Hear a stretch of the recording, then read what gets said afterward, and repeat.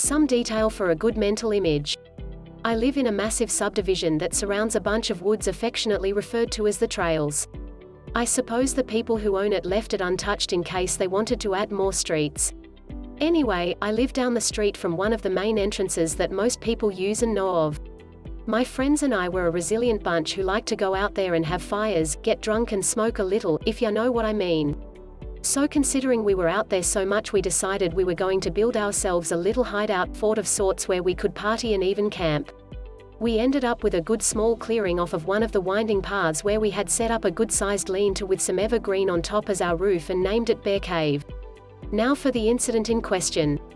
This happened back when I was about 17 to 19 years old. I had just gotten off work and had gone to grab some fast food. My friends had called me earlier letting me know we were going to meet at Bear Cave.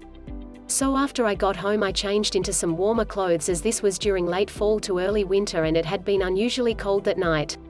So I decided I should get out there as soon as possible and decided to take my food with me and eat there. Now, it's about 8:30 and the moon was barely visible through the trees, but knowing the trail like the back of my hand I wasn't worried and assumed they would already have a fire started. As I approached I walked up to our hidden entrance and saw there was no fire and heard no sounds. I took my phone out and texted one asking where they were. They replied something along the lines of, "Sorry man, we're gonna be about 15 minutes. Great. I thought to myself. I ducked in and started trying to scrape together some wood and kindling and get something started. Unfortunately everything was wet and without a proper flashlight, this was before they were standard on phones, I couldn't get into the brush and dig anything up. Soon after I decided I might as well eat and hurriedly scarfed down my 2 burgers. Before I knew it I had been sitting out there for about 20 minutes and still no sign of anyone. I tried giving a couple of them a call, and after 5 minutes with no call back I texted them, still no response. At this point I was about fed up and my phone was about to die, so I made a mental note, 10 more minutes and I am gone. At this point I squatted down, holding my knees to my chest and tried getting warm.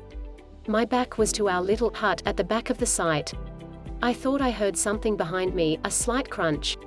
I looked over my shoulder and from behind the shelter I saw what looked like 2 beady eyes glinting from the little moonlight entering through the trees. I quickly and quietly turned my full body to face it. At this point I feel as though I am about to throw up or shit myself one. But keeping my mind about myself I slowly reached to my right where I had laid a stick just in case something like this might happen. If this was a dog, it was big. And let me just clarify, this was not a wolf as I live in the south and coyotes do not get this big. Something wasn't right. It just stared unblinking, as if through me and made no sound whatsoever. I realized whatever this was it wanted to come at me. Thinking fast I decided my best interest was to throw it off guard. I threw the stick and without seeing if it made contact turned and ran swiftly out the entrance, expertly placing my feet in all the safe places through the trail, assuring I wouldn't trip though maintaining max speed. I didn't stop till I saw street lights and was safely on the road. About this time I see my friends pulling up and all I told them was I saw something.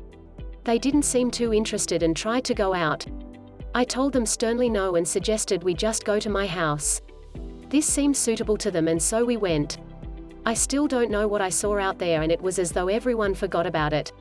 I continued to go back out there, but only at daytime or if at night only with a friend. But I will never forget those unwavering eyes.